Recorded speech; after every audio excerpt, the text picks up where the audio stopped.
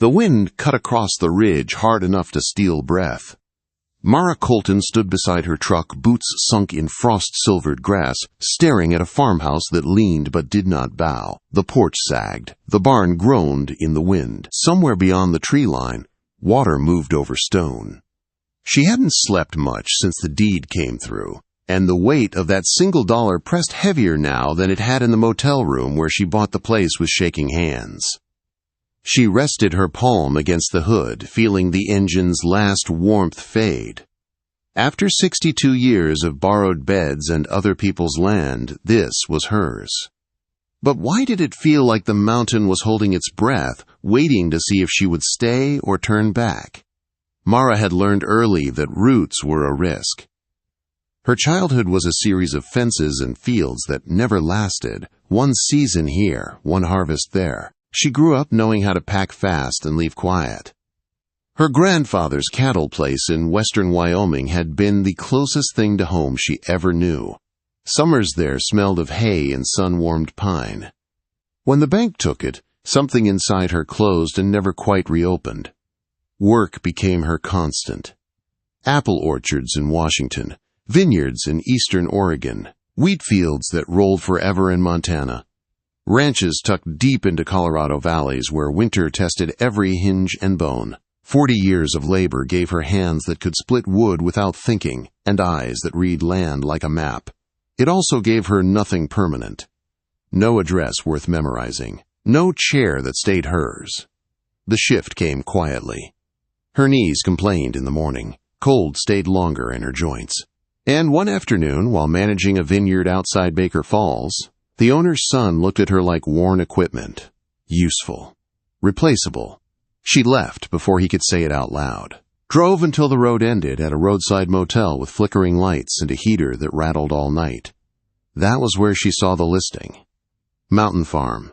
Backcountry Montana. As is. $1. The photos were bad. A crooked barn. Fields swallowed by weeds. A cabin with a porch bowed like tired shoulders. No utilities. Back taxes owed. Most people would have laughed and kept scrolling. Mara leaned closer to the screen. The land tugged at something old in her chest. The slope of the hills felt familiar. The tree line looked like memory. She sent the email at 2 a.m. Simple. Direct. She would pay the $1. She would cover the taxes. She would take it as it stood. By morning, the answer was yes. Now she was here. The place was called Hollow Creek Farm, 160 acres tucked above the town of Ridgway Pass. The drive up had been slow and narrow, pines pressed close. Branches scraped paint. When the land opened, the light had poured in like a blessing she wasn't sure she deserved. She sat in the truck a long time before getting out. The engine ticked as it cooled. Wind moved through tall grass with a low sigh. Birds lifted from the trees in short bursts. Under it all was a feeling she couldn't name. Not fear, not peace. Something unfinished. The cabin door stood unlocked. Inside, dust lay thick on the table and stove. 2 chairs. A narrow cot. No power. No running water. But the roof had held. The walls were solid. She spread her sleeping bag, lit a lantern, and ate beans from the can. Silence pressed in, deep and steady. For the first time in years, her chest loosened. Morning came pale and slow. She walked the land with coffee steaming in a tin mug. The well still worked. The water ran clear and cold. The barn was worse up close, but its bones were strong. It had survived longer than most people she knew. That was when the mail truck arrived. A white sedan, paint-tired, tires humming on gravel. The driver was a thin man with kind eyes and a face lined by weather. He handed her a small stack of letters addressed to occupant. "Name's Roy Kessler," he said. "I run this route." They talked about the road, about winter, about how long it had been since anyone lived here. "Last owner was Elias Boone," Roy said, glancing toward the barn. "Smart fellow, kept to himself, geology type. Then one day, he was just gone." Quote, Gone house stayed between them. That afternoon, a neighbor arrived with a covered dish. Her name was Lillian Moore. She lived farther down the mountain. She looked at the land the way someone looks at an old photograph. "This place draws attention," Lillian said carefully. "Always has." Mara listened. She always did. On the third day, she started in the barn. Dust motes swam in slanted light. Old tools lay where they'd been dropped years ago. Rusted chains. A dead tractor swallowed by shadow. Behind a stack of rotted hay, she noticed the wall didn't quite line up. She pulled the bales free, coughing, and found a ladder hidden behind them. The loft was small and intact. A trunk sat against the wall. A table. Papers weighted with stones. When she opened the trunk, she found surveying tools wrapped with care. A brass compass lay on top, heavy and engraved. She turned it over. A name. A date. Long before Boone owned the land. The maps were detailed. Coordinates marked across the property. Notes in the margins. One phrase circled twice. Primary location. Verified depth. Her pulse thudded in her ears. By evening, she knew one thing for certain. This land hadn't been cheap because it was worthless. It had been cheap because someone wanted it forgotten. She sat at the table with the compass catching lantern light. Wind pushed against the cabin walls. The mountain settled around her like a living thing. Tomorrow, she would follow the first set of coordinates. She would see what Elias Boone had been willing to vanish for. Outside, darkness gathered in the trees. And deep beneath the ground she now owned, something waited. Mara rose before the sun, the cold sharp enough to wake every joint. She dressed by lantern light, pulled on her boots, and folded the maps with care. The brass compass felt heavy in her pocket, like it wanted to be used. Outside, frost clung to the grass. The mountains stood blue and still, watching. She followed the first coordinates uphill. The land changed as she climbed. Pines grew older and thicker. The ground softened with moss and fallen needles that swallowed sound. Mara moved slow, reading slope and shadow the way she always had. 40 years of work had taught her where water ran and where stone hid beneath soil. She found the marker by accident. A small brass pin set into limestone, nearly swallowed by lichen. The numbers matched the map. Her breath caught. 10 feet away stood a dead cedar, massive and hollowed by time. A section of bark had fallen away, revealing a dark cavity. Inside was a journal wrapped in oilcloth. She sat on the stone and opened it carefully. The pages were neat, precise. The name Elias Boone filled the first line. The early entry spoke of solitude, of choosing the land for its quiet and its geology. Then the notes changed. Diagrams appeared. Measurements. Words like anomaly and concentration circled twice. Rare earth elements. The kind used in phones, engines, defense systems. The kind worth more than farmland ever could be. By the time she reached the last pages, the tone had shifted again. Boone wrote of pressure, of inquiries, of men in clean trucks who asked too many questions, of equipment tampered with. Mail opened. One final entry ended without resolution, a plan hinted at, but never explained. Mara closed the journal with steady hands. The mountain was quiet around her. Birds moved overhead. The air smelled of cold stone and sap. Boone hadn't died here. He'd disappeared, on purpose. Back at the cabin, she spread the maps across the table. The coordinates formed a pattern, not random, purposeful. One location stood out, circled and underlined more than the others. It lay deeper into the forest, near a limestone rise she hadn't explored yet. Before she could plan further, a vehicle climbed the drive. A dusty pickup. The same neighbor from down the mountain, Lillian Moore, stepped out with careful eyes. "I thought you should know," Lillian said once inside. People have asked about this place before. Corporate people. They stopped when Boone vanished. Mara listened without interrupting. He said the land was alive, Lillian added softly. Said it had teeth. That night, Mara didn't sleep much. The journal lay beside her bed. Wind rattled the windows. The silence felt different now, alert. By the third morning, she had a routine. Coffee at dawn, walk the land, make notes. The barn drew her back. In the loft, she found more than tools. Beneath a loose board was a sealed metal case. Inside were old surveys and assay reports, numbers that made her stomach tighten.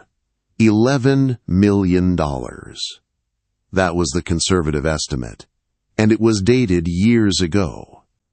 As if summoned by the thought, the phone rang. The landline crackled, unused until now. A man introduced himself as calling from the county assessor's office. Routine questions, ownership confirmation, casual interest. Too casual. When she hung up, Mara felt it settle in her bones. She wasn't alone out here anymore, not really. That afternoon, she drove into Ridgeway Pass. A small town, one diner, one grocery. A library that smelled of dust and polish. She spent hours at the microfilm reader, eyes burning as she traced old headlines. A mining company had operated here in the early 50s. They left suddenly, no explanation, records sealed for decades.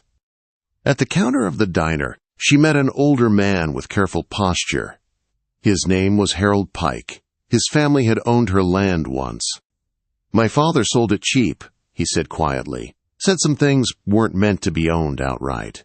Harold leaned closer. There were caves, deep ones.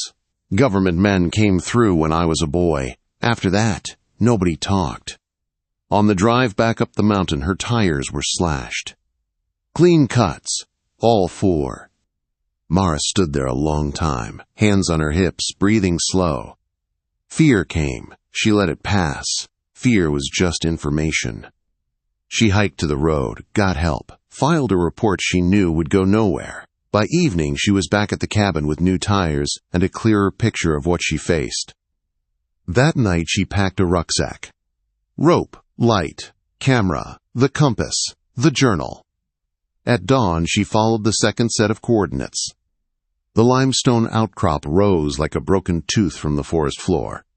She circled it once, twice. Then she saw the opening. Narrow, hidden by brush. Cold air breathed from it, steady and deep. Mara anchored her rope and crawled inside. The cave opened into a chamber larger than the cabin above it. Water dripped somewhere unseen. Her light caught walls that shimmered faintly. Passages branched away like veins. She moved slow, careful. Signs of previous work were everywhere. Old rope fibers, a rusted lantern, footprints hardened in dried mud. Deeper still, she found Boone's camp. A folding chair, a crate of labeled samples, and beside it, a crystal unlike anything she'd seen. Geometric, too precise. She held it up to the light. It sang when she tapped it, clear, sharp. Mara knew then the journal hadn't told the whole story. The money was only part of it. Voices echoed down the passage. Men, close. She killed her light and moved. A side passage led downward, tight, sharp stones scraping her pack. Her breath loud in her ears. The voices grew nearer, confident. She slipped through a vertical chute and emerged into daylight on the far side of the ridge. Hidden, winded, alive.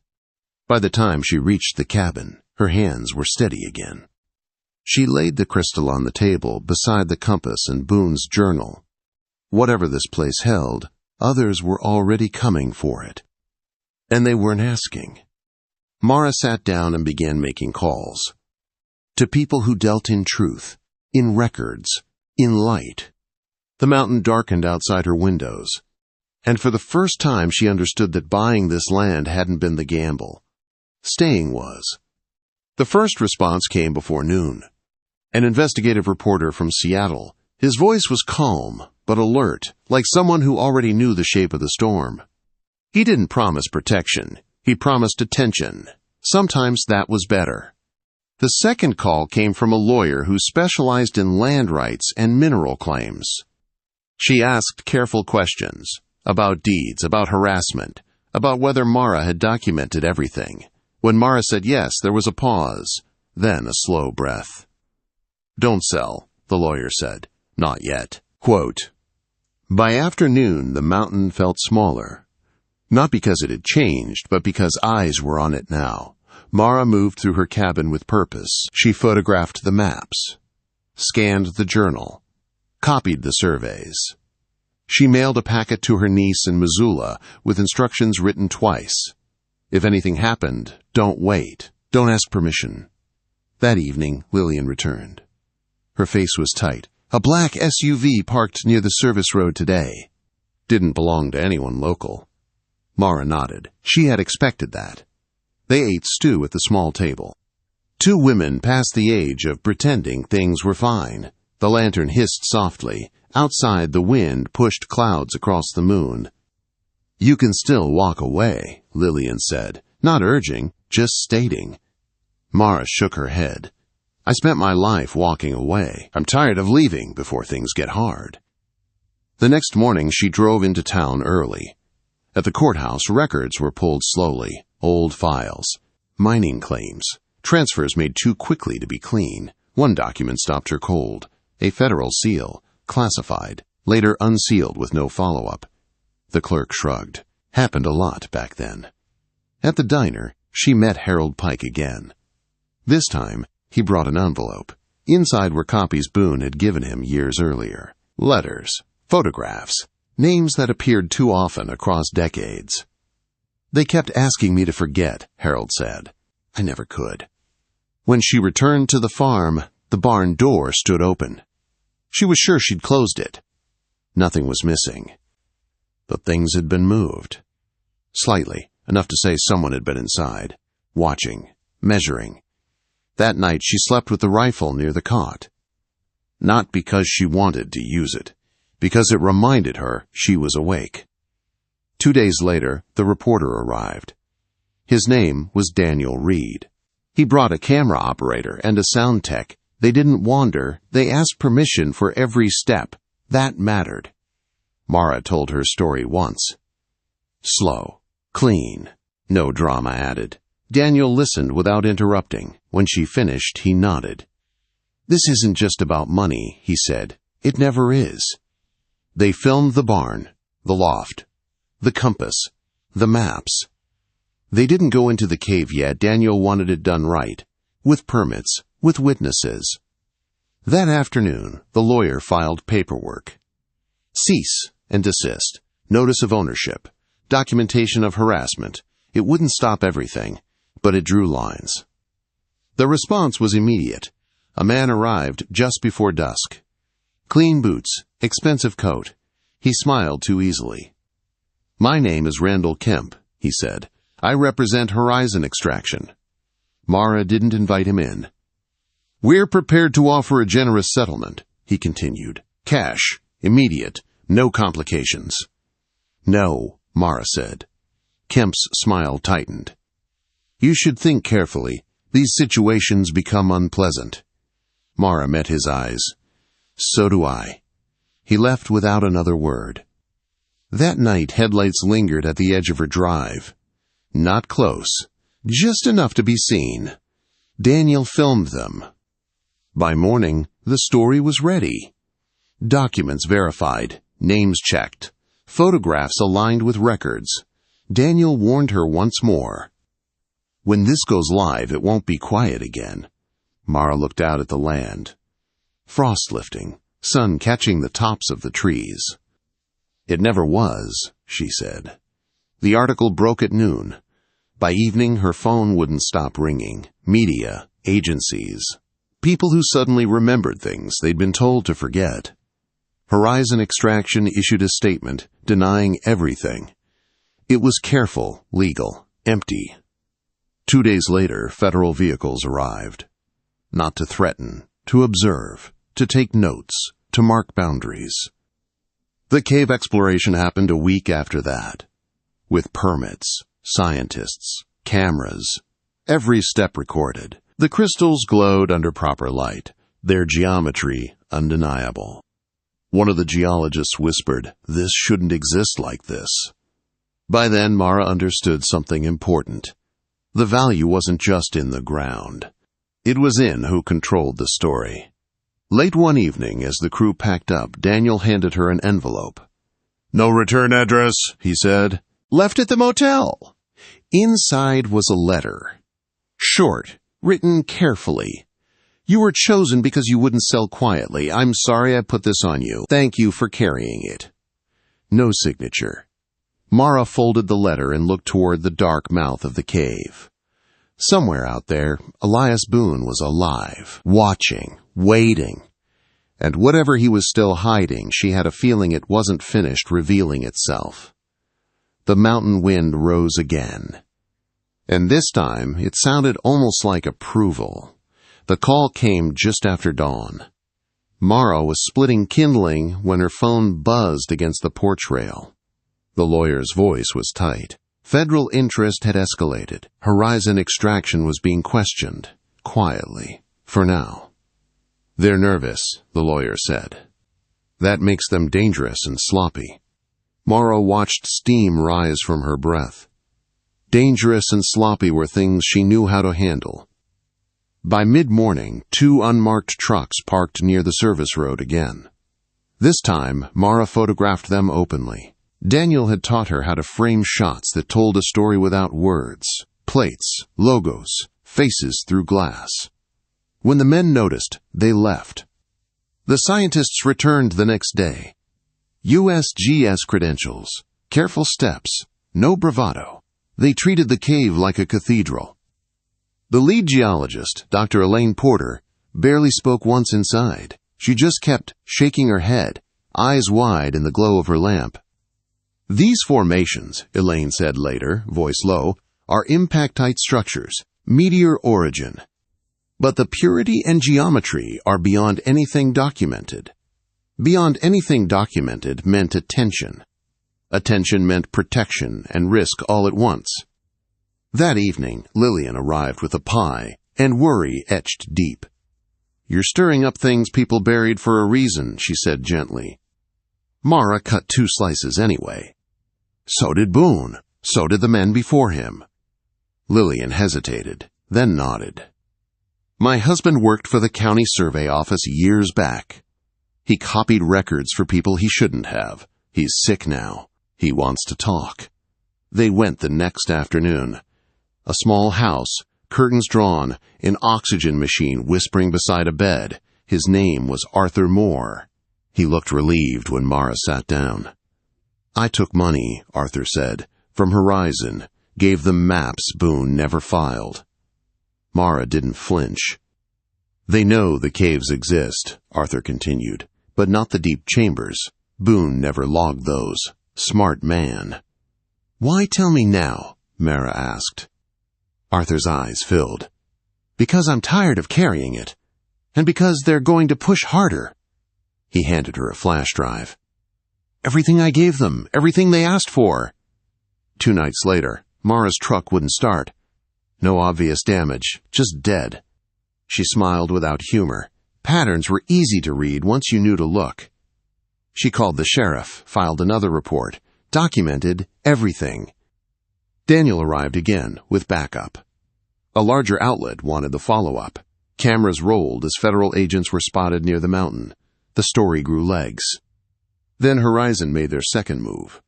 Randall Kemp returned, this time with papers. Injunction threats. Environmental violations. Claims she'd disturbed protected formations. Mara read every line. Then she laughed. Not loud, just enough. "You're late," she said. "You should have tried this before people were watching." Kemp's face hardened. "You don't understand what you're holding." "I do," Mara said. "And it isn't yours." That night, a storm rolled in fast. Rain hammered the roof. Thunder shook the valley. The powerless cabin glowed with lantern light. Mara sat at the table with Boone's journal open. She read the last pages again. This time she noticed a pattern in the dates. Gaps. Movements. He hadn't just disappeared. He'd prepared an exit. A note fell from the binding. She hadn't seen it before. A scrap of paper. Coordinates. Different from the others. And a single line. If they come before you're ready, go east. The storm broke near midnight. Mara slept light. Dreamed of tunnels and open sky. At dawn, she followed the new coordinates. East of the main cave system. The terrain dropped sharply. Rock slides, old growth, no trail. She found the opening behind a curtain of vine and stone. Smaller than the others. Easy to miss. Inside was a narrow chamber. Dry, clean, recently used. A pack sat against the wall. Inside it were supplies, fresh batteries, cash, and a sealed envelope. Mara opened it with steady hands. If you're reading this, you didn't sell. That means I chose right. Boone's handwriting was unmistakable. They never found me because I stopped being who they were looking for. I stayed close, watched, waited for someone who wouldn't run. There was more. Contacts, journalists, a scientist Boone trusted, and one final truth. The deposit is worth more than money. Whoever controls it controls leverage. Don't let them isolate you. Make noise. Stay visible. Mara sat on the stone floor for a long time. The mountain breathed around her. When she emerged, the sun was high. Her phone buzzed with messages. The story had gone national. Horizon's stock dipped. Federal warrants followed. 3 weeks later, the land was officially protected under emergency review. Extraction paused. Investigations opened. Names named. Boone surfaced through an encrypted channel. Alive, older, grateful. I couldn't finish it, he wrote. But you could.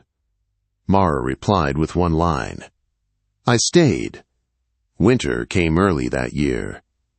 Snow dusted the ridges. The barn roof was repaired. The cabin insulated. Mara no longer slept with the rifle nearby. Not because the danger was gone. Because she wasn't alone anymore. One evening, as she stood on the porch watching snow fall into the dark, she understood something simple. The mountain didn't want to be owned. It wanted to be defended. And for the first time in her life, Mara wasn't passing through someone else's story. She was standing in her own. By the time winter locked the road, the mountain had changed its mind about her. Snow lay deep in the timber. The creek slowed to a whisper beneath ice. And yet, people came anyway. Scientists with permits. Federal agents with measured steps. Reporters who stayed back when asked. The land was no longer quiet, but it was protected. Mara learned the difference. The emergency review became a formal designation. No extraction without oversight. No private acquisition without public record. Horizon Extraction's lawyers made noise, then went silent. Investigations have a way of doing that. One afternoon, a man walked up the drive on foot. Older, beard gone gray. His shoulders carried the weight of years spent looking over them. Elias Boone stopped at the edge of the yard and waited. Mara set down the axe and wiped her hands. Neither of them rushed. Mountains don't respect hurry. I wasn't sure you'd come back, she said. I wasn't sure I deserved to, Boone replied. They sat on the porch as snow drifted down slow and clean. He told her about the town in New Mexico where he'd hidden, about the fear that never left, about watching from a distance as the land changed hands for $1 and hope. I chose you because you had no reason to protect anything, he said, and that meant you might protect it anyway. Mara absorbed that quietly. Weeks later, the settlement came through. Not a payout, a structure, conservation easement, limited scientific access. A trust that placed the land beyond corporate reach. Mara's share was enough to end worry, enough to stay. $3 million on paper. Stability in practice. She fixed the barn properly.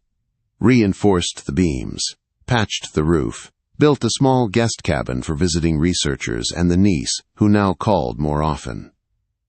Lillian visited weekly. They shared meals, stories, grief that finally had somewhere to sit. In town, people stopped calling her the woman who bought the farm cheap. They called her the one who didn't sell. Spring came with meltwater and green. Trails were marked, fences mended, the land breathed easier. One evening, Mara and Boone walked the ridge together. The sun dipped behind layers of blue mountain. No words were needed. "You could have walked away rich," Boone said at last. "I am rich," Mara replied. "Just not the way they meant." Quote, he smiled at that. Later, alone in the cabin, Mara unpacked the rucksack she'd lived out of for decades. It felt strange to empty it, to place books on shelves, to hang coats knowing they'd still be there tomorrow. She kept the compass on the table, not as a tool, as a reminder. When summer returned, the story settled into history. The cameras left, the noise faded. What remained was work, real work. The kind that grows something instead of taking it. Mara woke each morning knowing where she would sleep that night. That knowledge had weight and comfort. On a clear evening, she stood outside and listened. The mountain made its sounds, wind, water, stone cooling after sun. She smiled. She had not found treasure beneath the land. She had found the courage to claim a life. And that, she knew, was worth far more than $11 million. The first full winter passed without incident. Snow came early and stayed late. The road closed twice. Mara learned which storms could be waited out and which demanded preparation. Firewood stacked high. Food stored carefully. The mountain tested her, the way it always did. She stayed. By spring, the land felt settled. Not owned, not conquered. Settled, like an animal that had decided you weren't a threat. Scientists came and went on scheduled visits. Their work was careful, respectful. The caves were mapped, studied, and sealed between sessions. Nothing was rushed. Mara spent most days outside. Fence repair, clearing brush. Learning the way the creek changed with meltwater, she moved slower now, but with intention. Every step belonged to her. Elias Boone left quietly in early May. No goodbyes that lingered, just a nod and a handshake that carried shared understanding. He had given the land back to itself through her. That was enough. Lillian's garden thrived that year. So did their friendship. They sat together in the evenings, talking about things that didn't need fixing. Sometimes silence filled the space, and neither of them hurried to push it away. In town, Mara became ordinary. Not famous, not whispered about. Just the woman up on Hollow Creek who minded her business and kept her word. That suited her fine. One afternoon, her niece came to stay with her children. They ran the fields, asked questions about rocks and trees, listened wide-eyed to stories about caves and stars. Mara watched them from the porch, something warm settling deep in her chest. Legacy, she realized, wasn't about bloodlines or money. It was about leaving a place better guarded than you found it. On the anniversary of the day she bought the farm, Mara walked to the ridge alone. The compass was in her pocket, the same one she'd found hidden in the barn. The wind moved through grass just as it had that first evening. She thought about the years before this place. The miles, the seasons, the way she'd learned to live light so nothing could hold her. She understood now that it hadn't been freedom, it had been practice for this moment. Staying. The mountain stretched out before her, unchanged and always changing. She breathed in cold air and felt steady, rooted. She had bought this land for $1. She had uncovered something worth $11 million. But what she kept could not be measured. A place to stand. A life that didn't require leaving. A home she didn't have to earn again tomorrow. As the sun dipped low, Mara turned back toward the cabin. The light in the window was already on, waiting. If this tale touched your spirit, don't forget to like, share, and follow Mountain Stories, where every path climbs into the heart and every story echoes through the peaks. Until next time, traveler.